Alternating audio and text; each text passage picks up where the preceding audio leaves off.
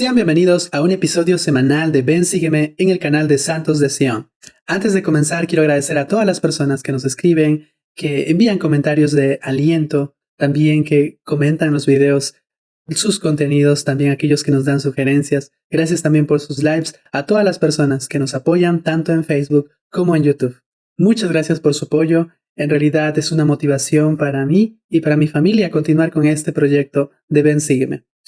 Mil disculpas porque nos hemos atrasado en estas últimas 2 semanas y no hemos podido continuar con el relato del Éxodo. Sin embargo, antes de estudiar el contenido de hoy, voy a hacer un breve resumen de estos capítulos. El día de hoy vamos a ver Éxodo 35 al 40 y vamos a estudiar las secciones de Levítico capítulo 1, capítulo 16 y 19. Así que, sin más preámbulos, comencemos.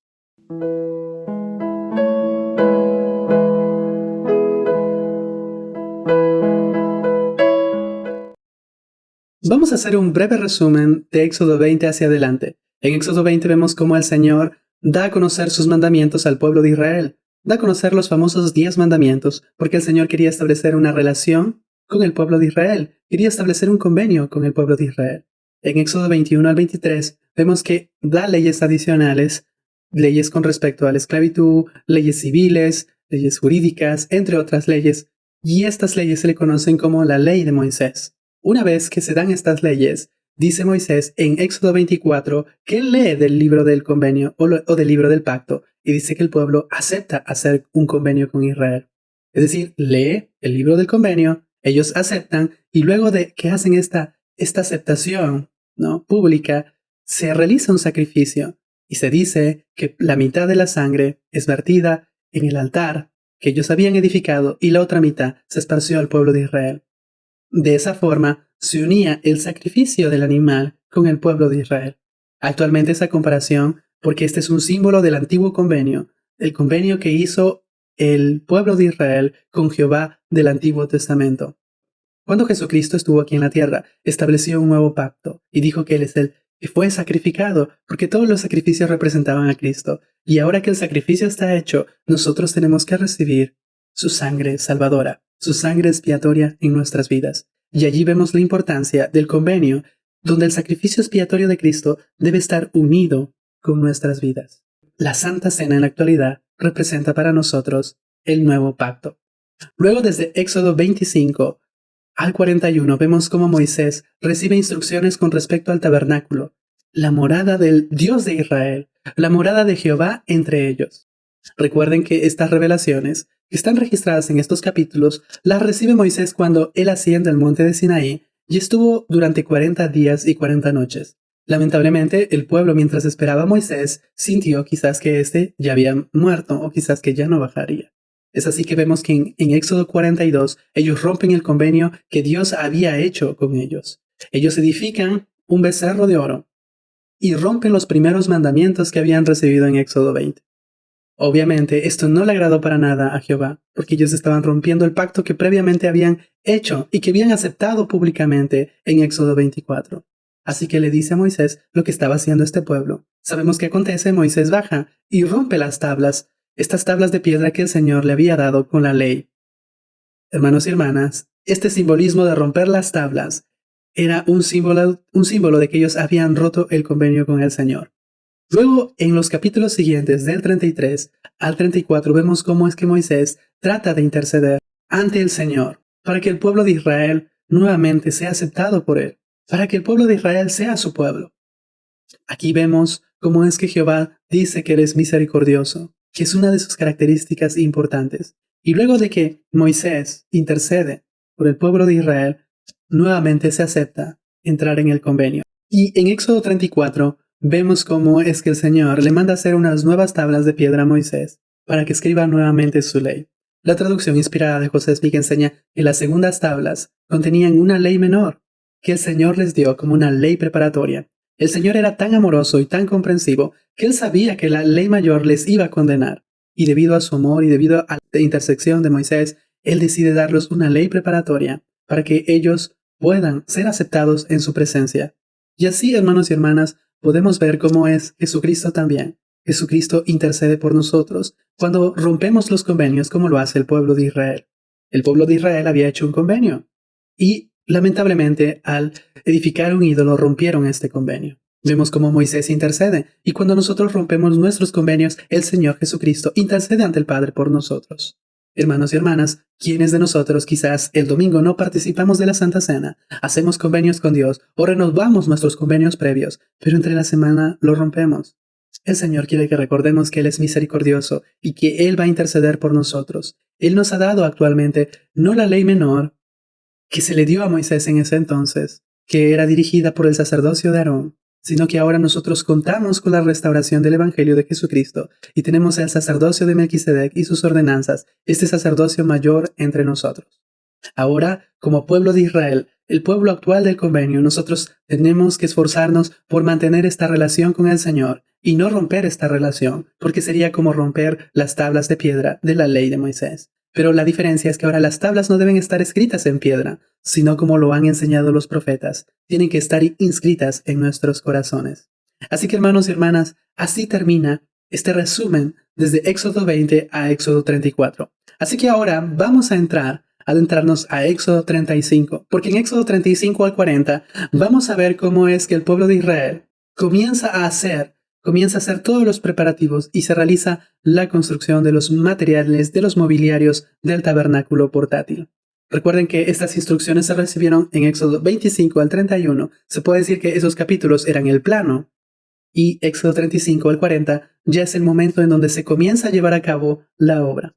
Bueno, en Éxodo 35 comienza el capítulo en donde Moisés les enseña nuevamente la importancia de guardar el día de reposo. Voy a leer el versículo 2. 6 días se trabajará, pero el día séptimo os será santo, día de reposo dedicado a Jehová. Cualquiera quien él hiciera algún trabajo, morirá. Me gusta este versículo, porque recalca nuevamente la importancia del día de reposo. Recuerden que en los últimos capítulos previos, que ustedes pueden haberlo estudiado de forma individual, familiar, ustedes han notado cómo es que el Señor les está invitando a que ellos guarden el día de reposo, porque el día de reposo era una señal del pueblo de Israel con el Señor, una señal del convenio, una señal de la relación que ellos querían tener con Dios. Actualmente, hermanos y hermanas, también el día de reposo es una señal para nosotros, como el actual pueblo del convenio. Me encanta lo que enseñó el presidente Nelson en un discurso. Él dijo, en lugar de enfocarnos en listas de qué no debemos hacer o qué debemos hacer en el día de reposo, debemos enfocarnos en qué señal estamos dando al Señor en el día de reposo. En vez de preguntarnos si una actividad es buena o mala, debemos preguntarnos, esta actividad, ¿qué señal está dando al Señor con respecto a la relación que yo quiero tener con Él? Hermanos y hermanas, el día de reposo se trata más de acercarnos al Señor. El día de reposo se trata más de demostrarle a Él que queremos tener una relación cercana con Él. No se trata de listas, sino que es una señal de nuestro convenio que queremos tener con Él. Así que sabemos las consecuencias. En la antigüedad dice que las personas morían. Actualmente no tenemos esa penalidad por quebrantar el día de reposo. Sin embargo, sabemos que cuando no guardamos o santificamos el día de reposo, nosotros nos alejamos de Dios y por lo tanto experimentamos esa separación espiritual a la que la llamamos nosotros la muerte espiritual. Luego, en el versículo 5, dice que Moisés da instrucciones al pueblo y le dice en el versículo 5, tomad de entre vosotros una ofrenda para Jehová. Todo generoso de corazón la traerá a Jehová, oro, plata, bronce y otras cosas, pieles, etcétera, etcétera. Así que Moisés dice, traigan sus ofrendas a Jehová, ofrendas a Jehová, y estas ofrendas van a permitir que se construya el tabernáculo que el Señor había dado a Moisés. Y no solamente en eso, dice que en versículo 10, y todo sabio de corazón entre vosotros vendrá, y hará todas las cosas que Jehová ha mandado. Es decir, no solamente deseo que ustedes den de sus bienes temporales, sino también deseo de sus talentos, deseo de sus habilidades, de los dones que Dios le ha provisto para que se pueda llevar a cabo la construcción del tabernáculo. Es hermoso aprender de esto, porque el Señor nos invita a nosotros también a dar de nuestros bienes temporales, como de nuestros talentos, de aquellas cosas que Dios nos ha provisto para edificar el reino de Dios. Me encanta esta enseñanza, porque el Señor se vale del pueblo de Israel para que ellos puedan edificar su morada. Yo ahora quiero detenerme aquí para explicar por qué era importante para los israelitas construir este tabernáculo y tener una morada para que Jehová, Dios del Antiguo Testamento, Jesucristo del Nuevo Testamento, more entre ellos.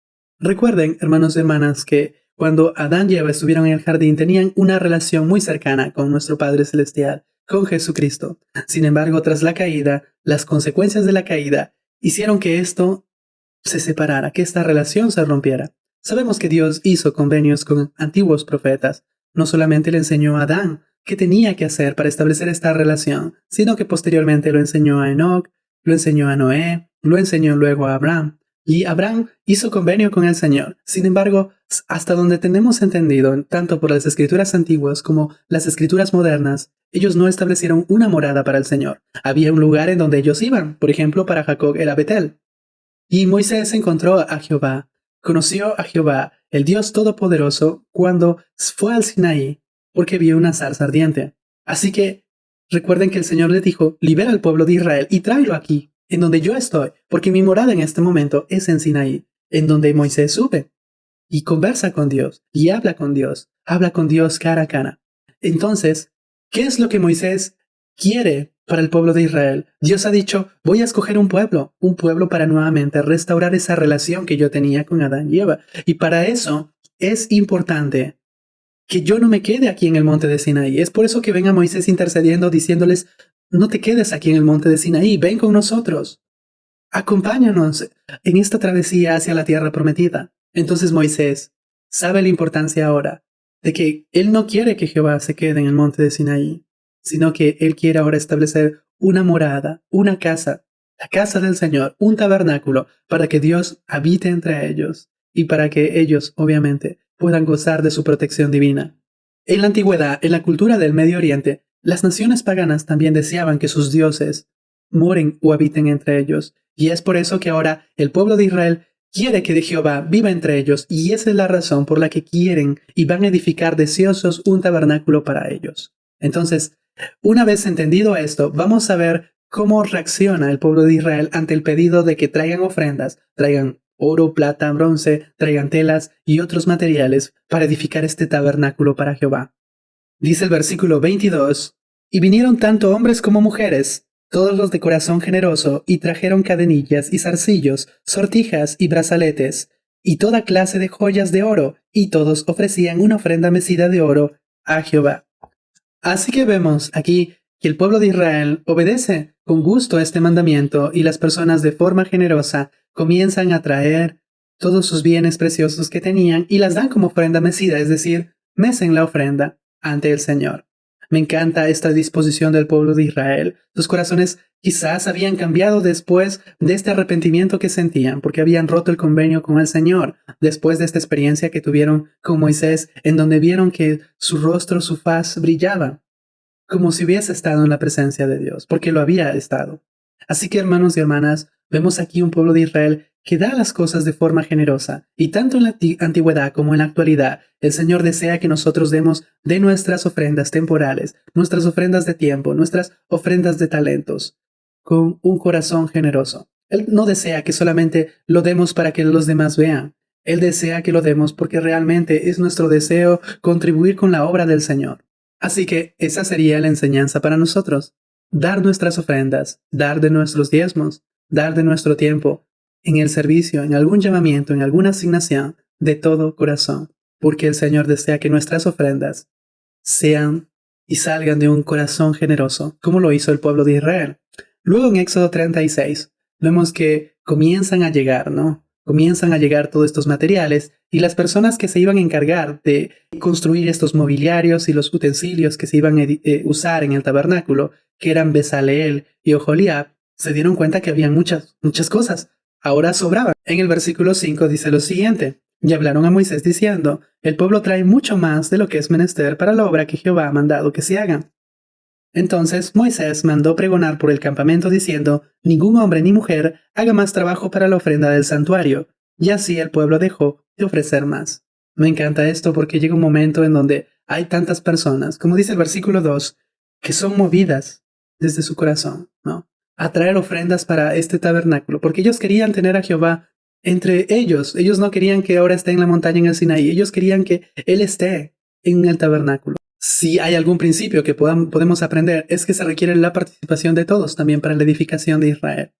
Creo que si todo un barrio, toda una estaca se une Es muy probable que nuestro líder nos diga, es suficiente, hemos logrado estas cosas. Gracias, hermanos, por su apoyo, gracias por su disposición. Creo que así debe ser nuestro modelo de servicio.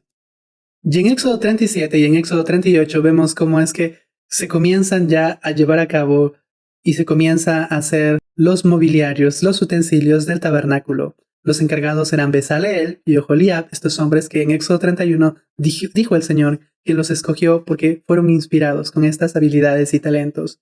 Y ellos y otras personas que les apoyaron comenzaron a hacer estos mobiliarios comenzando del lugar santo, luego lugar santísimo, luego hicieron los del lugar santo y luego terminaron haciendo los mobiliarios del atrio exterior. Y es muy interesante también ver que para el lugar santísimo y el lugar santo se empleó los materiales más caros, como el oro y la plata, y para el atrio exterior usaron materiales menos costosos, como el bronce, dando un simbolismo también de los distintos niveles de santidad que tenía el tabernáculo o esta casa del Señor. Bueno, ahora voy a decirles más o menos cuál era la estructura del tabernáculo, porque es muy importante entender esto, y ustedes en el manual deben seguirme también, tienen estos elementos escritos, y ustedes tienen que buscar qué simbolizaría para ustedes actualmente. Yo les invito a que realicen esta actividad. Pero ahora vamos a ver cómo estaba estructurado el tabernáculo. El tabernáculo obviamente estaba delimitado, ¿no? Como una carpa, y tenía un área que era el atrio exterior. En el atrio exterior estaba el altar del sacrificio y una fuente de bronce. Ya en el tabernáculo propiamente dicho, encontrábamos que un velo separaba en dos partes o en dos niveles de santidad este lugar. Uno era el lugar santo y el otro era el lugar santísimo, el lugar santo de los santos. Y en este lugar santo se encontraba una mesa con 12 panes, llamada la mesa del pan de proposición. Luego, enfrente de este estaba un candelero o un candelabro o la menora, que tenía 7 brazos, en los cuales en sus brazos tenía aceite de oliva y se encendía una luz, la cual hacía que este lugar del tabernáculo estuviera iluminado.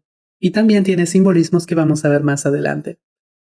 Antes de entrar o enfrente de la cortina del lugar santísimo estaba el altar del incienso, en donde se quemaba el incienso, y este lugar tenía un aroma agradable. Y cruzando este lugar, del lugar santo al lugar santísimo, el lugar santísimo tenía el arca del testimonio, o el arca de la alianza, o el arca del convenio. Y dentro de esta arca se guardaron las tablas de piedra que Moisés recibió con la ley escrita para el pueblo de Israel, la vara de Aarón y maná que ellos habían guardado durante su peregrinación en el desierto. Así que, hermanos y hermanas, estos son los distintos mobiliarios que tenían el tabernáculo de Israel.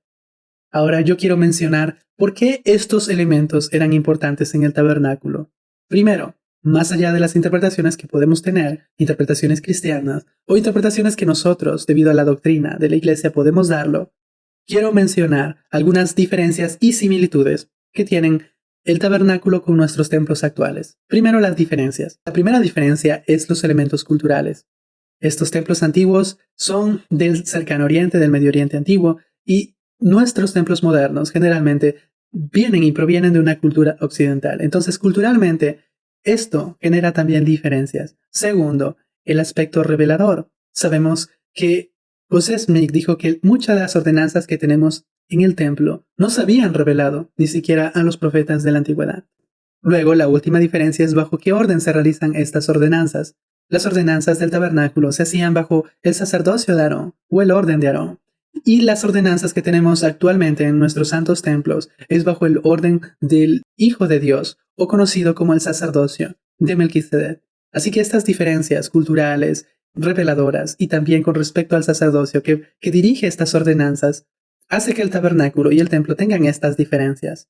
Ahora, similitudes que podemos encontrar son cómo es que usan el espacio sagrado estos edificios. El tabernáculo tenía 3 espacios sagrados, en donde las personas iban ascendiendo de un lugar a otro. Sin embargo, no todos entraban.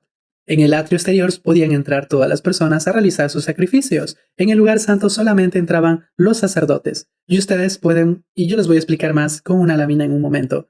Y en el lugar santísimo solamente entraba el sumo sacerdote, es decir, aquel que presidía. Los descendientes de Aarón, los primogénitos, eran los sumos sacerdotes. Y los demás que no eran primogénitos eran sacerdotes así como los levitas, y ellos podían ministrar en el lugar santo. Así que Estos niveles de santidad y estos usos del espacio sagrado también las podemos encontrar en nuestros actuales templos. En los templos también tenemos distintos niveles de santidad y las personas van pasando de un lugar a otro. Otra de las semejanzas que podemos encontrar es la importancia de los rituales, las ceremonias y todo esto que se realizaban en los templos antiguos. También encontramos ceremonias, aunque no iguales, pero sí semejantes, en nuestros actuales templos. Y por último, la importancia de la vestimenta sagrada. Ellos sabían que para entrar en un lugar santo y sagrado necesitaban una vestimenta sagrada. Al igual que nosotros, en la actualidad sabemos que para entrar al santo templo, la casa del Señor, un lugar sagrado, nosotros tenemos también que vestirnos con ropa sagrada. Así que la vestimenta, la ceremonia y el uso de los espacios, el uso de los niveles de santidad son semejanzas que tenemos en los templos antiguos con nuestros templos modernos. Ahora, ¿por qué este templo tenía esta estructura? Porque tenía una mesa con 12 panes, tenía luz para iluminar el cuarto, porque tenía un olor agradable debido al altar del incienso. Porque bajo la concepción del pueblo de Israel y bajo la concepción cultural que ellos vivían, ellos estaban haciendo una casa para Jehová. En esa época era común que muchas personas pusieran alimento para su deidad. De hecho, esto se ve reflejado en el tabernáculo del templo. Ellos le ponían 12 panes para Jehová, para el Dios, para que cuando Dios venga al tabernáculo o él encontrara alimento, él tuviera luz y él también oliera un olor agradable porque tenía incienso este lugar. Así que, hermanos y hermanas, el pueblo de Israel estaba construyendo una casa literal para Jehová. Ellos querían que cuando la presencia de Jehová, su Jequinah, descienda al tabernáculo, él se sienta cómodo y él decida quedarse. Entonces, entender esta concepción, a cómo ellos querían y cómo construyeron este modelo del tabernáculo, también nos ayuda a entender por qué estos elementos están colocados de esa forma. Una de las comparaciones que podemos encontrar en nuestros manuales de instituto, manual de seminarios, ¿no? El atrio exterior representa el mundo celestial, el lugar santo representa el reino terrestre o las leyes terrestres, y las personas que entren al lugar santísimo son aquellas que obedezcan una ley celestial.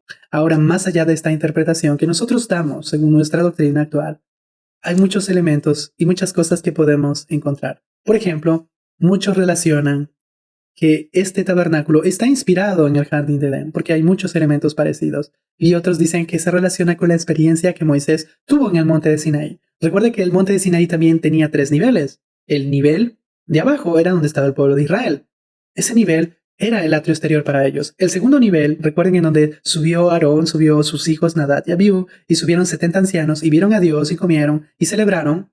Ese segundo nivel es el lugar santo, en donde algunas personas, como los sacerdotes, entran y pueden ver a Dios y tener ciertas experiencias espirituales. Pero solamente Moisés subió a la cima de la montaña, y esa cima era representado como el lugar santísimo. Entonces, es más plausible que estos 3 grados de santidad se hayan inspirado en el monte de Sinaí, aunque actualmente nosotros la interpretamos obviamente como los grados de gloria, pero para el pueblo de Israel es lo más probable que se hayan inspirado en estos 3 niveles que podían encontrar en el monte de Sinaí, la parte de abajo del pueblo, la parte media en donde Moisés subió con algunos sacerdotes y la parte de arriba en donde solamente Moisés subió, recibió las tablas, la ley de Moisés y recibió muchas instrucciones con respecto al tabernáculo.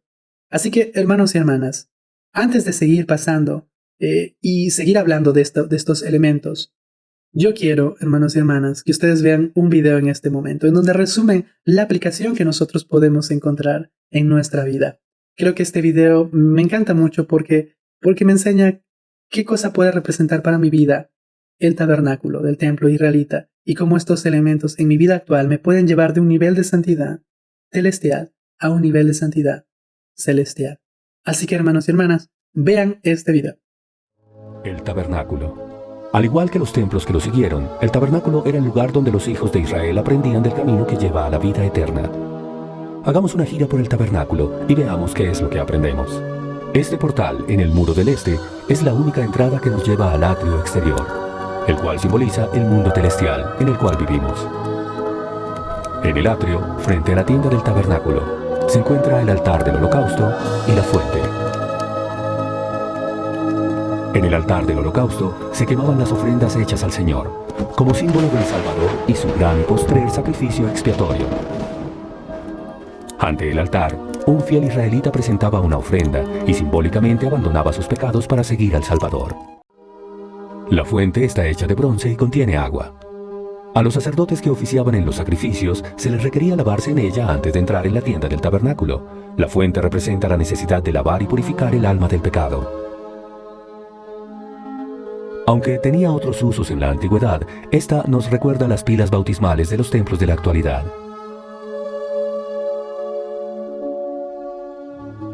La tienda del tabernáculo está dividida en dos ambientes. En el primero de ellos, llamado el lugar santo, está el candelero, el altar del incienso y la mesa de la proposición. El lugar santo es simbólico del mundo terrestre y le enseñaba a Israel cómo estar en el mundo sin ser del mundo. El candelero iluminaba el lugar santo y se le mantenía constantemente encendido. Este simboliza al Espíritu Santo y resalta la necesidad en esta vida de seguir la luz del Espíritu. En la mesa de la proposición, a lo largo de la semana se conservaban 12 hogazas de pan sin levadura. La tradición judía indica que junto al pan, sobre la mesa, había también copas con vino. El pan y el vino en esa mesa nos recuerdan el pan y el agua de la Santa Cena, que representan el sacrificio del Salvador por nosotros, así como la necesidad de ser nutridos espiritualmente por Él. El altar del incienso se encuentra frente a la entrada al lugar santísimo. Todas las mañanas y todas las noches, el sumo sacerdote quemaba incienso aquí. El incienso es un símbolo de la oración. Así como el humo se elevaba desde el altar frente al velo todas las mañanas y todas las noches, también se esperaba que Israel elevara sus oraciones al Señor regularmente.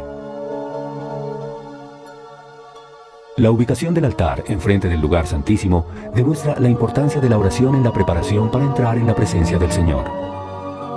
La cortina de lino separaba el lugar santo del lugar santísimo. La cortina era de color púrpura, azul y carmesí, y tenía bordada unas figuras llamadas querubines o ángeles de Dios. Ahora entramos en el lugar santísimo. El lugar santísimo representa nuestra meta suprema de vivir en la presencia misma del Señor, en el mundo celestial. El sumo sacerdote entraba aquí una vez al año, en el día de la expiación. Dentro del arca se guardan otros objetos sagrados, tales como las tablas de piedra de la ley dada a Moisés en el monte Sinaí. Servía de recordatorio a Israel de que el regreso a la presencia de Dios dependía de su obediencia a sus leyes. El tabernáculo y su mobiliario mostraban a Israel el camino que nos lleva de regreso a nuestro Padre Celestial. Aun cuando el tabernáculo pueda parecer un tanto extraño en la actualidad, lo que aprendemos de él es de gran valor. El atrio exterior representa ir al Salvador desde el mundo. El lugar santo representa seguir la guía del Espíritu en este mundo caído. El lugar santísimo y el arca del convenio nos recuerdan que mediante la obediencia a los convenios del Señor podemos regresar a la presencia misma de nuestro Padre Celestial. Qué hermoso video. Yo no voy a agregar más de este video porque tenemos mucho material que cubrir, pero cualquier comentario, cualquier sugerencia pueden hacerlo. Es verdad que hay muchos elementos del jardín de Edén en el tabernáculo. Por ejemplo, el tabernáculo, su puerta está hacia el este, como la entrada del jardín estaba, por ejemplo, la entrada del jardín de Adán y Eva estaba en el este. Recuerden que más que una entrada en el jardín de Edén fue una salida, porque Adán y Eva salieron de la presencia de Dios por esta puerta que estaba en el este. Y ahora el pueblo de Israel puede entrar en una relación con el Señor entrando simbólicamente al jardín de Edén por la puerta del este. Entonces recuerden, el tabernáculo del templo sí, de forma personal, y muchos estudiosos lo consideran, tiene mucha representación del jardín de Edén. No voy a hablar de esta representación porque el tiempo se nos iría, pero les invito para que ustedes lo puedan analizar más detenidamente en su estudio individual. Y en Éxodo 39 vemos que está dividida en tres partes. La primera parte es que se hacen las vestiduras del sacerdote, que eran generalmente túnicas blancas, todo blanco, y luego se hace la vestidura del sumo sacerdote, que tenía distintos elementos, como lo pueden ver en la gráfica. Luego de esto, ya se termina, se puede decir, de hacer todo el mobiliario del tabernáculo del templo. Nos dice el versículo 33, y trajeron el tabernáculo a Moisés, el tabernáculo y todos sus enseres, sus ganchos, sus tablas, sus barras, sus columnas y sus basas. Y en el versículo 43 dice, y vio Moisés toda la obra, y aquí que la habían hecho como Jehová había mandado, y Moisés los bendijo. Era importante que se trajeran estos elementos porque recuerden que solamente fue Moisés quien en el monte de Sinaí, él vio y conoció estos elementos porque el Señor les dio sus medidas detalladas. Así que él supervisa, inspecciona que todos los mobiliarios, los utensilios, hayan sido hechos conforme el Señor lo había mandado, y él dice que los bendijo. Hermanos y hermanas, es importante, creo, para mí y para ustedes, seguir siempre las instrucciones de nuestros líderes. Así que, al igual como el pueblo sintió que era necesario obedecer las cosas tal como Moisés lo había mandado, y luego le dijeron, checa que todo esté bien, y Moisés dijo, está muy bien, también es importante para nosotros obedecer con exactitud las cosas que Dios nos manda y también cumplir nuestras asignaciones que recibimos, tal y cual nos dicen los líderes que lo hagamos. Y en Éxodo 40 vemos que ahora se va a armar el tabernáculo. ¿Qué se arma primero? Se arma primero el lugar santísimo, luego se arma el lugar santo y por último se arma el lugar conocido como el atrio exterior. Así que una vez que se arma el tabernáculo, porque recuerden que va a ser un tabernáculo portátil, y debido a que el pueblo de Israel había obedecido lo que Jehová ha mandado, y quiero que ustedes noten esto, en la sección 40 busquen esta palabra. ¿Cuántas veces se repite como Jehová había mandado? Por ejemplo, lo pueden ver en el versículo 19, en el versículo 21, en el versículo 23, en el versículo 25, 29, 32. Pueden ver esa palabra repetida muchas veces. Ellos hicieron como Jehová lo había mandado. Ellos están haciendo con gusto esta morada para que Jehová los acompañe. ¿Y cuál fue la bendición? La bendición de obedecer las cosas como Jehová había mandado está en el versículo 34. Entonces una nube cubrió el tabernáculo de reunión, y la gloria de Jehová llenó su tabernáculo. Al igual como el pueblo de Israel querían que Jehová more entre ellos y no se quedara en la cima del monte de Sinaí, así también debe ser nuestra relación con Dios. Hermanos y hermanas, si hay algo que quiero que aprendan de estos capítulos de Éxodo que hemos visto, es que nosotros estemos también deseosos como el pueblo de Israel de establecer una relación con el Señor, de tener cuidado cuando rompemos estos convenios, pero recordar a la vez que Dios es misericordioso y que podemos entrar nuevamente en una relación con Él, porque el propósito es que Dios more entre nosotros, que Dios esté con nosotros, que Dios nos dé la compañía de su Espíritu Santo, que Dios nos bendiga con su poder. No se trata solamente de ir al templo y que su presencia mora allí. Tenemos que salir investidos del poder de Dios, porque eso es el propósito del templo, ser investidos por el poder de Dios. Y ser investidos del poder de Dios en el templo es mucho más que ir al templo de forma mecánica y salir del templo. Se trata de disposición, se trata de nuestra relación con Dios. ¿Y cómo podemos establecer esa relación? Como dice Éxodo 40, haciendo las cosas que Jehová ha mandado. Así que termina este hermoso libro de Éxodo con la compañía de Jehová ahora entre el pueblo de Israel. ¡Qué hermoso es eso! Aproximadamente desde que el pueblo salió de Egipto hasta que finaliza Éxodo 40 han transcurrido casi un año. Así que hermanos y hermanas, ahora sí, vamos a pasar al libro de Levítico. El libro de Levítico se llama Levítico debido a la traducción griega conocida como la Septuaginta o la versión de los 70. Esa es la razón por la que en nuestras Biblias el tercer libro de Moisés se conoce como Levítico y está inspirado en los levitas, que eran la tribu que va a ser encargada de realizar las ordenanzas o van a estar encargados de todo lo que tiene que ver con el templo. Sin embargo, en la versión hebrea, este libro no se conoce como Levítico. Ya hemos visto que en la Biblia hebrea, el nombre que recibe el libro es con la palabra con que inicia. Por ejemplo, Génesis inicia con la palabra en el principio, así que el libro se llama Bereshit. El libro de Éxodo inicia con la palabra estos son los nombres, así que se llama Shemot. Y el libro Levítico no es la excepción. Comienza con la palabra y llamó, y es por eso que se llama Vaikra. Así que vamos a estudiar el libro de Levítico o Vaikra, como lo quieran llamar, y este es el tercer libro de Moisés. Ahora, el enfoque principal del libro de Levítico es cómo el pueblo de Israel puede morar con un Dios santo. Ya hemos visto que Dios ya descendió. En el libro de Éxodo así terminó. Dios descendió en el tabernáculo y se manifestó su presencia en ella. Sin embargo, el Señor les va a decir, para que mi presencia esté con ustedes, ustedes se tienen que santificar. Yo soy santo y ustedes tienen que ser santo. Así que el libro de Levítico, el enfoque principal es enseñarnos qué es lo que tiene que hacer el pueblo de Israel para que sean santos como Él es santo. Y para que se logre esta santidad, Él les va a enseñar tres cosas importantes o tres elementos importantes. Primero, la importancia de los sacrificios en la santidad del pueblo de Israel. Segundo, la importancia de sacerdotes, personas que administren estas ordenanzas al pueblo. Y último, las leyes de pureza o mandamientos del Señor. Estos tres elementos, los sacrificios, como el poder del sacerdocio y las leyes de pureza, son lo que le va a permitir a Israel ser digno de gozar de la compañía del Señor. Porque Dios es todopoderoso, Él es santo y su pueblo tiene que también ser santo. Teniendo esto en mente, teniendo el enfoque principal del libro de Levítico, ahora sí pasemos al libro de Levítico, que muchos lo conocen como el manual de instrucciones del sacerdocio de ese entonces. Comencemos. Ahora sí, pasemos a estudiar los primeros 7 capítulos del libro de Levítico. Brevemente, estos capítulos hablan de los sacrificios. Del capítulo 1 al 7 encontramos los 5 tipos de sacrificio que tenía el pueblo de Israel. Yo voy a tratar de explicar cada uno de estos sacrificios de una forma muy general, pero que nos van a ayudar a entender por qué era importante estos sacrificios para el pueblo de Israel. Ahora, con respecto a los detalles, qué animales se empleaba y otras cosas, ustedes ya lo pueden estudiar de forma detallada en estos primeros capítulos. Primero, ¿cuáles son estos 5 tipos de sacrificios? Primero, habían 3 ofrendas que se conocían como ofrendas voluntarias. Estas ofrendas, dice la Escritura, que tenían un olor agradable para el Señor. El primer tipo de ofrendas es el holocausto, el segundo tipo de ofrenda es la ofrenda de grano y la tercera ofrenda es la ofrenda de paz. Estos sacrificios eran voluntarios porque al pueblo de Israel no se les obligaba a hacer estos sacrificios. Tenían que salir del corazón. Y es por eso que tenían un olor agradable. El primer sacrificio es el holocausto, conocido también como ofrenda completa o ofrenda quemada. ¿Por qué se llama ofrenda completa o ofrenda quemada? Primero, estos sacrificios existían desde la antigüedad. Y lo hemos visto a Abraham, lo hemos visto a su hijo Isaac, a Jacob hacer estos tipos de sacrificios. Lo hemos visto previamente antes también, estos sacrificios con antiguos patriarcas. A Adán se le enseñó la importancia de hacer holocaustos. ¿Y cuál era la característica principal del holocausto?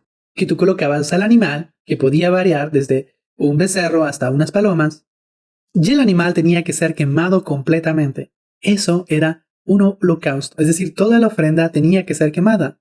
Y eso simbolizaba, obviamente, el sacrificio de Jesucristo, su expiación. Él iba a dar plenamente su vida por todos nosotros. Sin embargo, también tenía otro simbolismo el holocausto. Simbolizaba que él, la persona que estaba ofreciendo el holocausto, estaba dispuesto a consagrar toda su vida al Señor. Recuerden que el mandamiento es amar a Dios con todo nuestro corazón, con toda nuestra alma, con toda nuestra mente y con toda nuestra fuerza, no con una parte. El Señor espera que consagremos todo de nosotros. Y eso estaba representado en el holocausto. Yo quemo un holocausto porque estoy quemando todo el animal, no voy a dejar nada, a diferencia de otras ofrendas que vamos a ver. Este animal va a ser quemado completamente, porque todo esto es para el Señor. Porque representa mi vida, que estoy dispuesto a darle toda mi vida a consagrarlo. Qué hermoso es entender esta enseñanza y de la razón por la cual ellos realizaban los holocaustos, no solamente para recordar el sacrificio de Cristo, porque recuerden, para ellos todavía, en su noción, ellos todavía no entienden mucho sobre la venida del siervo de Jehová o de Jesucristo de Jehová, sino que ellos piensan en ese momento que están consagrando su vida plenamente al Señor cuando están efectuando un holocausto. Y aquí quiero hacer un paréntesis nada más, porque estamos viendo sacrificios de animales. A veces nosotros pensamos que el sacrificio se realizaba en el altar de sacrificio, ¿no? Se llama así. Pero generalmente donde se mataba al animal era en un lugar que estaba en el atrio exterior también. Ahí se mataba al animal y se le quitaba la piel y luego se le llevaba al altar de sacrificio. Es decir, había un lugar especial en donde el levita se encargaba de matar el animal. A veces se colocaba la mano de la persona en el animal porque el animal iba a ser un vicario, un representante de la persona. Pero se puede decir más que el altar del sacrificio era como un asador, porque allí era en donde se quemaba o donde se cocinaba la ofrenda. En este caso, el holocausto tenía esta característica: se quitaba la piel del animal, ya se le ponía en el altar, pero se quemaba toda completa, porque era un símbolo de consagración total. Entonces, esa es la primera ofrenda, y ustedes, si quieren aprender más detalle de esta ofrenda, está en Levítico 1. Segundo, la ofrenda de grano. La ofrenda de grano era una ofrenda en donde el pueblo de Israel daba esta ofrenda, ¿no? Como una muestra de gratitud. Recuerden que ellos viven en una sociedad agrícola. Entonces, ellos siembran y lo que cosechan, ellos reconocen que el Señor es quien les está dando esto. Ellos reconocen que Él es la fuente de todas sus bendiciones. Entonces, una ofrenda de grano era como dedicarle al Señor y agradecerle a Él por todo lo que tengo. Esta ofrenda iba con aceite, con un poco de sal. Y esta ofrenda era una ofrenda en donde una parte se le daba a Dios y otra parte se le daba al sacerdote. Entonces, esta ofrenda de grano tiene ese propósito: agradecer lo que Dios está dándome. La tercera ofrenda, voluntaria, ¿no? Y que tiene un olor agradable para Jehová, porque así lo dice la Escritura en Levítico, usa mucho esta palabra, olor agradable. Es la ofrenda de paz, también conocida como ofrenda de bienestar, ofrenda de comunión, he visto también en algunas versiones. Y esta ofrenda tenía una característica común, era como una comida compartida en realidad, ¿no? Uno llevaba el animal y una parte se quedaba con el sacerdote y otra parte uno lo llevaba a su casa. Imagínense, ya sea mata el animal, no se lleva al altar de sacrificio, que es como un lugar donde se asa la comida como un asador, y una vez que ya se realizaba esta ofrenda de paz, la mitad o una parte se le daba, al sacerdote y la otra se le llevaba a su casa, la persona que quería sacrificar esta ofrenda, y se la comía con su familia. Era una representación de que ellos querían tener una comunión con el Señor, un vínculo de paz. Porque el sacerdote que representaba al Señor. Entonces, cuando tú compartías este sacrificio con el sacerdote, era como si tú estuvieras haciendo una unión entre el Señor y tú. Es como si tú estuvieras invitando al Señor que entre en tu familia y que haya paz y que haya comunión. Ustedes pueden aprender más de esta ofrenda en Levítico 3. Ahora, este tipo de ofrendas generalmente tenía dos formas de presentarlas. Una era una ofrenda elevada, es decir, elevábamos la ofrenda, ¿no? Lo colocábamos hacia arriba. Y la otra era que podía hacerse de una forma mecida, es decir, traer la ofrenda en forma mecida. Esto se puede decir son estilos de cómo uno puede entregar la ofrenda de paz, ¿no? Y muchas otras ofrendas que vamos a ver. Y entonces ya vimos tres ofrendas. El holocausto, que representa consagración, las ofrendas de grano, que demuestran de quién es el dador de todas las cosas, y la ofrenda de paz, que representa no solamente gratitud, sino el tener una comunión, una relación con el Señor. Ahora sí, vamos a pasar a ver las ofrendas que son obligatorias para el pueblo de Israel y que dice la Escritura que no tenían un olor agradable para el Señor. Estas ofrendas son las ofrendas por el pecado, la ofrenda por culpa, también conocida como ofrenda por expiación. Y en algunos casos he visto que también se le llama ofrendas por hierro. Las ofrendas por el pecado eran ofrendas que uno daba para, en este caso, redimir o expiar ciertos pecados que hemos cometido. Generalmente estos pecados podían ser hechos de forma involuntaria. De repente lo hicimos por desconocimiento, o también lo podríamos haber hecho debido a nuestra propia naturaleza, errores que tenemos en nuestra naturaleza. Entonces, estas ofrendas por el pecado tenían como propósito redimir nuestras debilidades humanas debido a nuestra naturaleza y redimir faltas que quizás lo hicimos de forma desapercibida.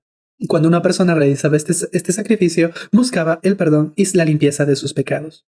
Ahora viene la última ofrenda, que es la ofrenda por culpa, ofrenda por expiación u ofrenda por hierro en algunas versiones.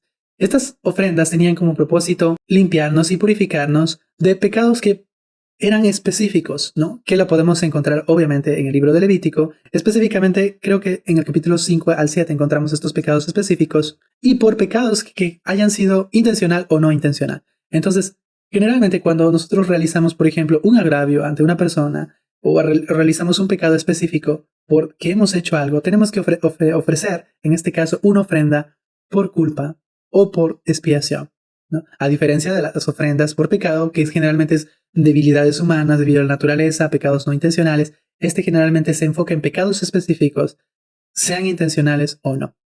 Ok, así que hermanos y hermanas, estos serían los 5 tipos de ofrenda. Ahora voy a ponerles 5 casos modernos y yo les voy a decir cuál es la respuesta para que quede muy en claro cuál era el propósito de cada ofrenda.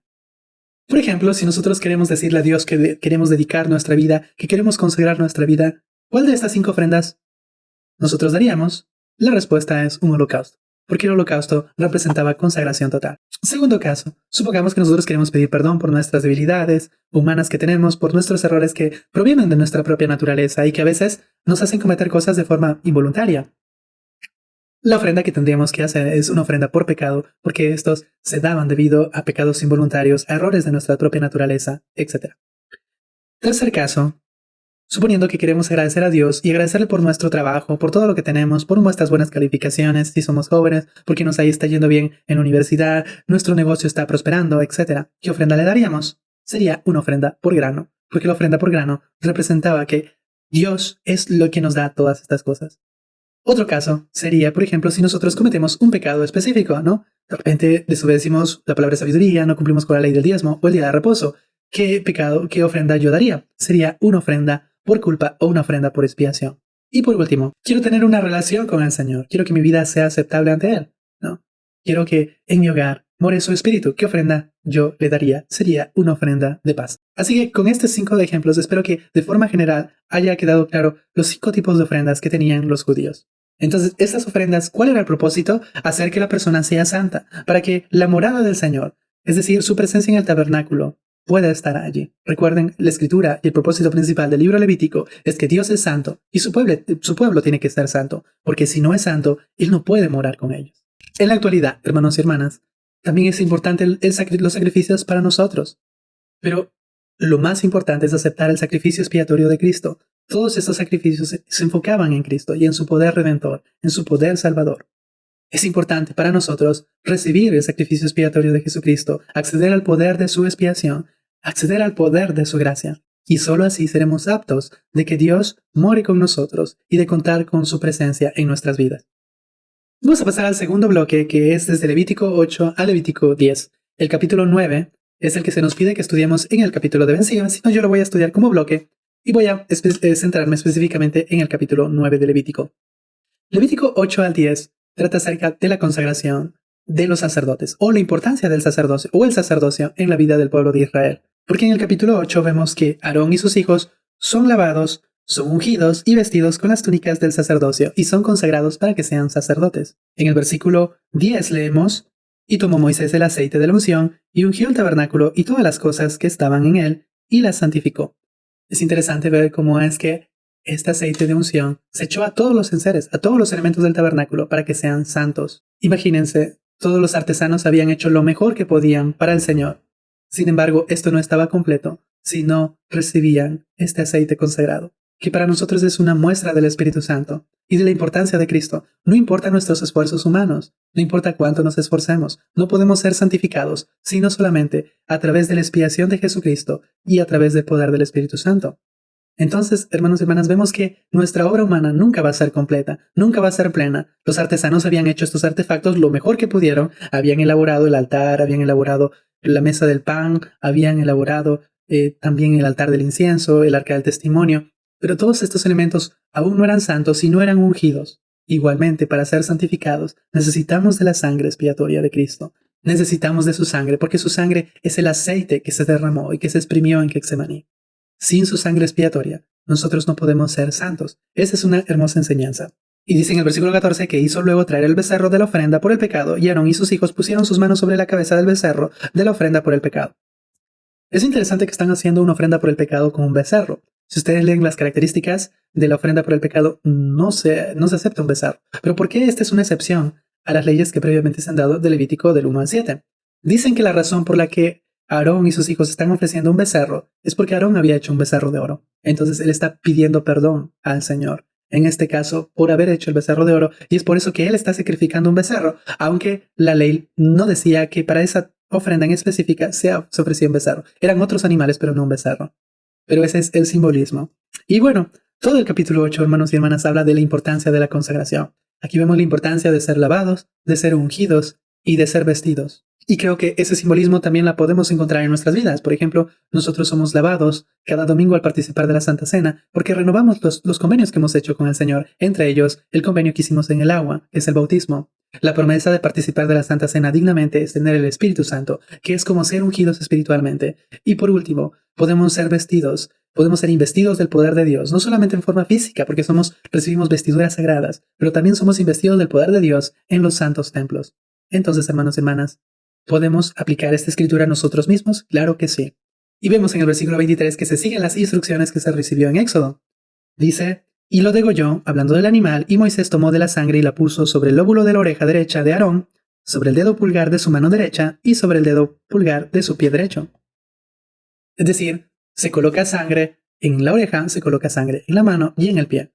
Cuando aceptamos el poder de la sangre expiatoria de Jesucristo, aceptamos escuchar su voz. La mano representa el hacer lo que Dios nos dice y el pie significa andar en la ley del Señor. Estos tres elementos de escuchar, de hacer y de andar es importante para aquellos que quieren recibir el poder de la sangre expiatoria de Cristo en sus vidas. Y así termina Levítico 8 con esta consagración, con esta ceremonia de consagración de Aarón y sus hijos al sacerdocio. Y luego en el capítulo 9 vemos que Aarón comienza a hacer expiación, es decir, ofrece ofrendas para expiar sus propios pecados y también para expiar los pecados de Israel. Y dice en el versículo 6, entonces Moisés dijo: esto es lo que mandó Jehová, hacedlo y la gloria de Jehová se os aparecerá. Imagínense esa promesa. Hagan las cosas que el Señor nos pide, Jehová se aparecerá. Esa es la promesa. Reciban su sangre expiatoria. Sean lavados, sean ungidos, sean vestidos con la ropa sagrada. Y luego ¿qué? Luego ofrezcan en el altar sacrificios. Y el Señor se les va a aparecer. Su gloria va a estar con ustedes. O la Jequiná, como lo conoce el pueblo hebreo. Así que, hermanos y hermanas, estos elementos las podemos también encontrar en el templo. Creo que toda persona que va en el templo ve estas características. Vemos lavamientos, vemos unciones, vemos también ropas sagradas, como también vemos altares. Y por haber obedecido estas cosas, viene la promesa del Señor nuevamente. Voy a leer el versículo 23. Dice: Y entraron Moisés y Aarón en el tabernáculo de reunión y salieron y bendijeron al pueblo, y la gloria de Jehová se apareció a todo el pueblo. Es interesante notar esto, que el Señor desea morar entre nosotros, pero para eso tenemos que... Hasta ahora ya vimos dos elementos importantes. Primero, necesitamos hacer sacrificios, los sacrificios. Y el principal sacrificio es recibir el sacrificio expiatorio de Cristo en nuestras vidas. Segundo, necesitamos el poder del sacerdocio, porque ellos nos administran las ordenanzas y por las ordenanzas recibimos el poder de la divinidad. Recuerden esa escritura que está en Doctrina y Convenios 84. En las ordenanzas del sacerdocio se manifiesta el poder de la divinidad. Y sin estas cosas, dice la escritura, no podemos ver o entrar en la presencia de Dios. Así que por eso es importante el sacerdocio, la importancia del sacrificio de Cristo en nuestras vidas. Y en el capítulo 10 de Levítico 10 es una lección, aunque el manual de Ven Sígueme no lo dice, yo estoy haciendo un breve resumen de Levítico, pero en Levítico vemos que Nadab y Abiú, los dos hijos de Aarón, recuerden que ellos habían visto la faz de Dios, habían visto a Dios en Éxodo, y dice que lamentablemente ellos hacen algo indebido. La escritura no especifica qué, pero posiblemente se ha interpretado que ellos entraron al lugar santísimo. Imagínense, entrar al lugar santísimo. Ellos no podían entrar al lugar santísimo. No sé si no lo sabían, pero luego el Señor les va a dar más instrucciones de qué día pueden entrar en el lugar santísimo, y eso lo vamos a ver ahorita en Levítico 16. Pero ellos hicieron algo indebido. Encendieron, dice, fuego extraño, ¿no? Recuerden que el altar del sacrificio tenía fuego, y ese fuego, ¿quién lo encendía? Era Dios. No sé qué hicieron ellos, pero hicieron algo indebido y ellos fallecieron. Se le prohibió a Aarón llorar, porque si él lloraba, estaba demostrando al pueblo de Israel que lo que Dios había hecho era injusto. Entonces, Aarón tuvo que guardar su llanto y el lamento de perder a sus hijos, pero el Señor les enseñó una gran lección, ¿no? Y eso es importante, hermanos y hermanas, mantener también eso en perspectiva, aquellos que son líderes de la iglesia, ¿no? Que debemos tener cuidado de no exceder los límites que nosotros tenemos como líderes. No podemos cambiar las cosas del Señor. Las cosas, las ordenanzas del Señor, sus leyes ya están establecidas y debemos seguir sus instrucciones, porque las consecuencias quizás no sean una muerte como Nadab y Abiú, que hicieron algo que no estaba autorizado, pero sí puede ser la muerte espiritual. Así que así termina este bloque de Levítico del 8 al 10, que habla acerca de la importancia del sacerdocio y la importancia de la consagración como de la obediencia a lo que tienen que hacer los sacerdotes. Luego vamos a ver desde Levítico del 11 al 15, que se va a hablar acerca de las leyes de pureza. Estas leyes de pureza y santidad les van a ayudar al pueblo de Israel a ser santo. Y quiero que ustedes piensen primero en algo. ¿Qué es santo?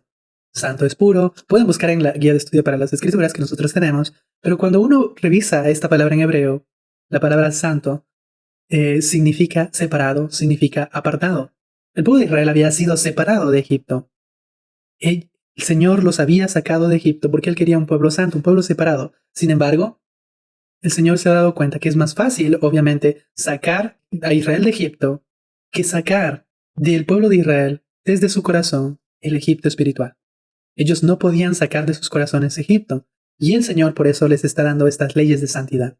Ya vimos que son 3 elementos importantes que Dios nos pide en el libro de Levítico, porque es un hermoso libro. Me encanta este libro, porque para su época era revolucionario, queridos hermanos y hermanas. Era excepcional, porque estas 3 cosas que Él está enseñando son importantes para que la presencia de Dios more en ellos. Primero, los sacrificios. Segundo, el poder del sacerdocio.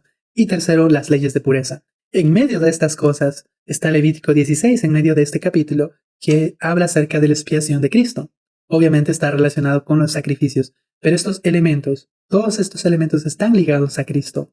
Ya han visto el pueblo de Israel qué pasa con aquellos que no son santos.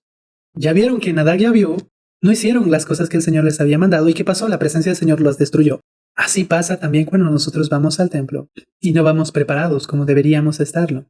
Ahora vamos a ver las leyes de pureza que están de Levítico 11 al 15. En Levítico 11 ellos reciben una ley alimenticia, o conocida como la ley de Cocher. El Señor especifica qué animales podían comer, qué peces, animales en el mar y qué animales o aves en el cielo. Él dice en el libro de Levítico que los animales que podían comer son animales que tenían pezuña hendida y que rumiaban. Y de los peces en el mar, ellos podían comer animales que tenían aletas y tenían escamas. Ellos, por ejemplo, no podían comer cerdo, ni tampoco podían comer los camarones. Y ustedes dirán, pero ¿por qué el Señor les está dando esta ley? No solamente una cuestión de salud, el Señor sabe la razón por la que está dando en este mandamiento, en ese contexto y en esa cultura. Sin embargo, estas leyes les van a diferenciar de las otras naciones cananeas. ¿Por qué? Porque los demás comían de todo.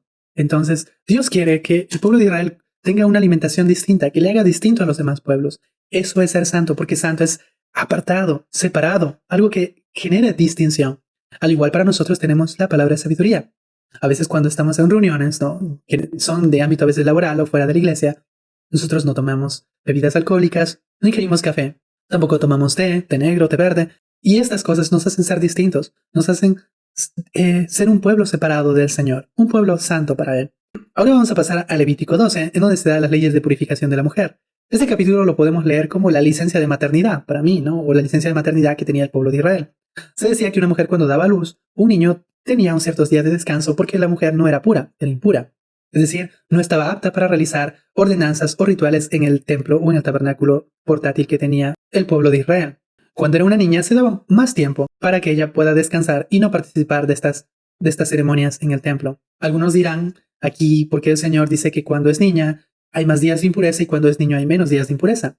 La razón no la sabemos. Muchas creen que la razón por la que se les está dando más días de descanso cuando nace una niña es porque la niña nacía pequeña y necesitaba de un cuidado de más días que un niño. Entonces, este capítulo 12 es como la licencia de maternidad del Señor, cuidando de la mamá y cuidando de sus hijos y haciendo que esos días de descanso, porque ella está descansando, ¿no?, físicamente, también le está diciendo no participes de los rituales porque en este momento te encuentras impura. Es decir, la palabra impura significa no apta para realizar ordenanzas en el tabernáculo.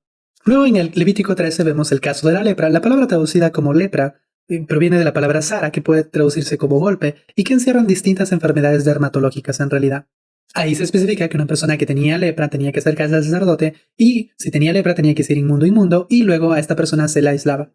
Obviamente, recuerden que eso sucede con muchas enfermedades que son contagiosas. Entonces ellos no contaban con la medicina que tenemos actualmente, pero cuando se detectaba algún tipo de lepra o una enfermedad dermatológica que se pareciera a la lepra, lo que hacía el sacerdote era aislar o exiliar a esta persona fuera del campamento de Israel.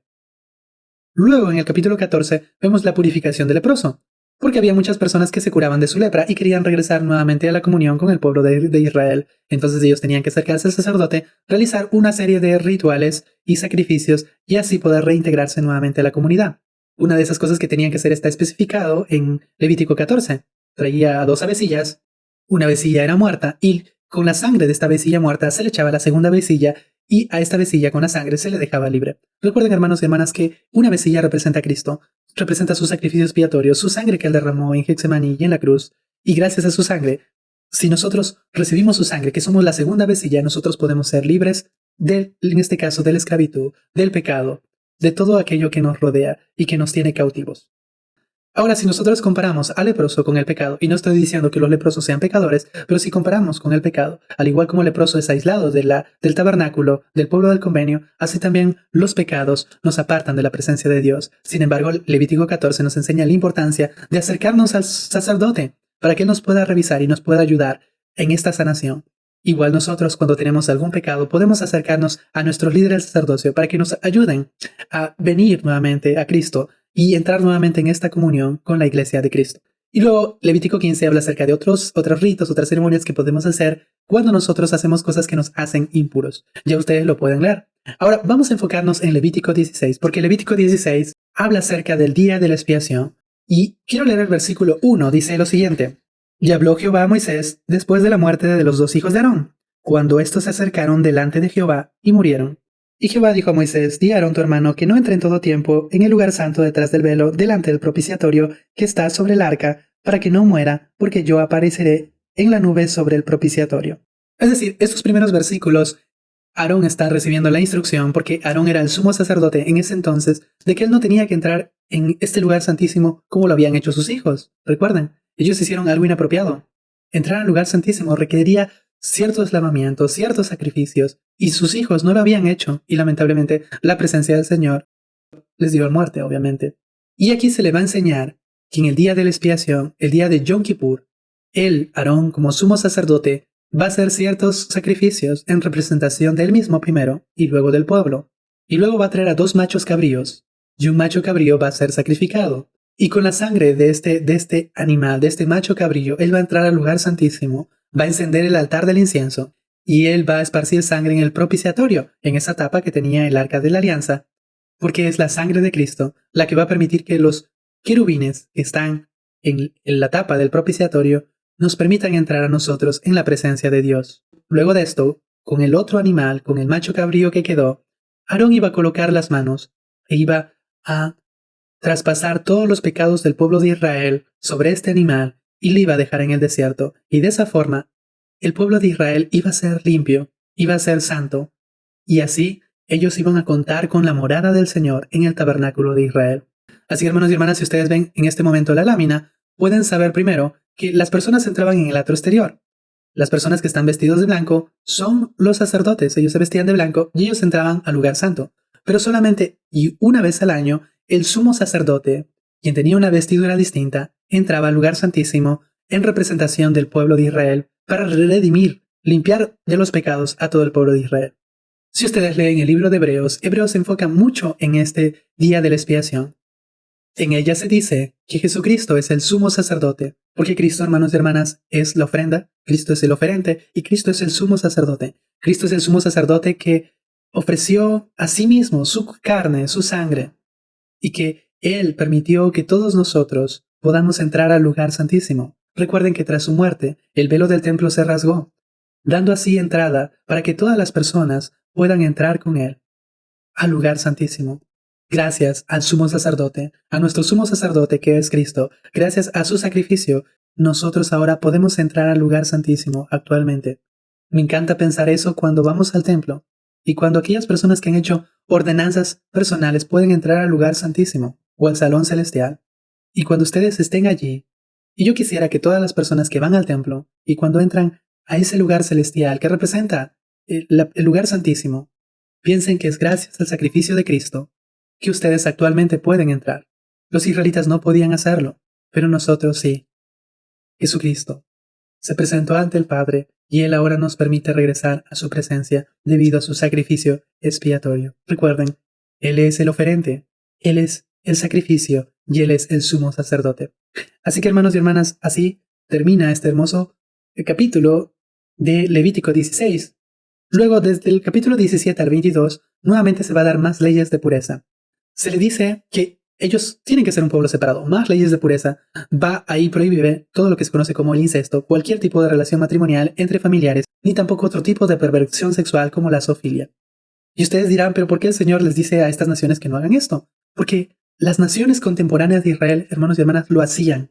Ellos hacían este tipo de perversiones que tenemos en Levítico 18. Y Dios quiere un pueblo apartado, un pueblo distinto. Al igual que espera eso de nosotros, no podemos vivir como el mundo. A veces nuestro corazón quiere, pero si queremos más la presencia de Dios en nuestras vidas, no podemos rebajar estas normas. Así que, hermanos y hermanas, cuando nosotros vamos al templo, todo lo que estamos viendo en el libro Levítico se nos enseña. Se nos enseña la importancia de la consagración. Se nos enseña la importancia de las leyes de pureza y de obedecer los mandamientos del Señor. Si ustedes quieren preparar a alguien para el templo, no hay un capítulo más hermoso en toda la Torá o en todo el Pentateuco que el libro de Levítico, porque ahí podemos encontrar todas estas cosas que Dios nos pide para entrar en su presencia, para entrar en su santa casa y para gozar de su compañía en nuestros hogares y en nosotros mismos. Así que vamos a terminar ahora con Levítico 19. Levítico 19 se le conoce como el corazón de la moral del libro de Levítico.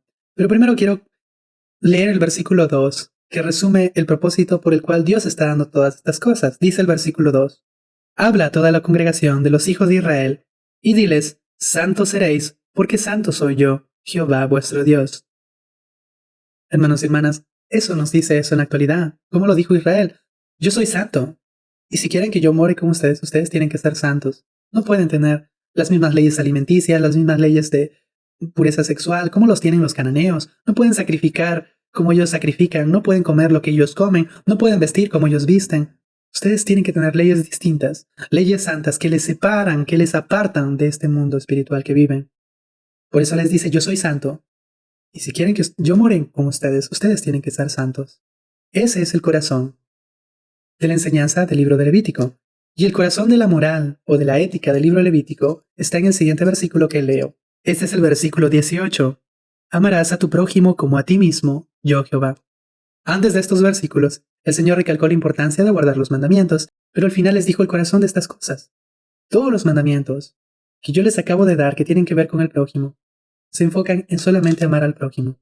Una persona que ama al prójimo no puede juzgar, no puede robar, no puede mucho menos hacerle un daño o atentar contra la vida de otro prójimo, porque ese es el corazón de esta ética. Aquí encontramos en el libro de Levítico amar al prójimo como uno mismo, y en Deuteronomio vamos a ver el otro mandamiento, que es amar a Dios con todo nuestro corazón, con toda nuestra alma, con todas nuestras fuerzas. Y luego cuando Jesucristo viene y resume la ley, la Torá, la instrucción dada a Moisés, lo resume en estas dos enseñanzas de Levítico y de Deuteronomio. Como dice el versículo 37, guarda pues todos mis estatutos y todos mis decretos y ponedlos por obra, yo Jehová. Me encanta lo que dijo una vez un profeta, no recuerdo el nombre en este momento, pero él dijo, si ustedes quieren entender qué significa santificar, solamente cambien esa palabra por guardar los mandamientos. Y como lo ha dicho otro líder de la iglesia, otro apóstol del Señor, el mandamiento más importante que tenemos que cumplir en este momento es el mandamiento en donde más fallamos.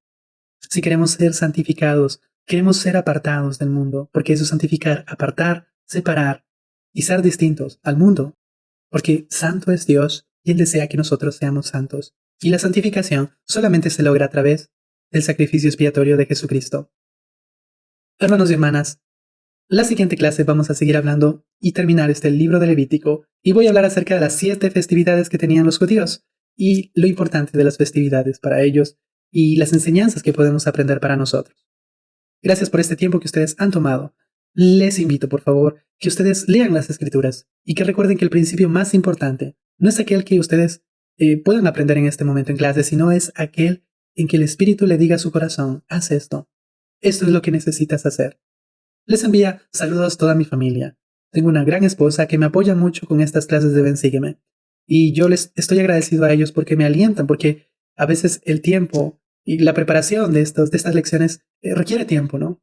Y a veces hasta me desanimo y a veces las clases me retraso, pero mil disculpas por eso, pero gracias por sus comentarios, porque eso nos anima a seguir compartiendo estas cosas. La verdad, yo soy muy feliz con que solamente a 1 o 2 personas ayude este video. Con eso estoy conforme. Así que hermanos y hermanas, nos vemos en la siguiente clase. Bye bye.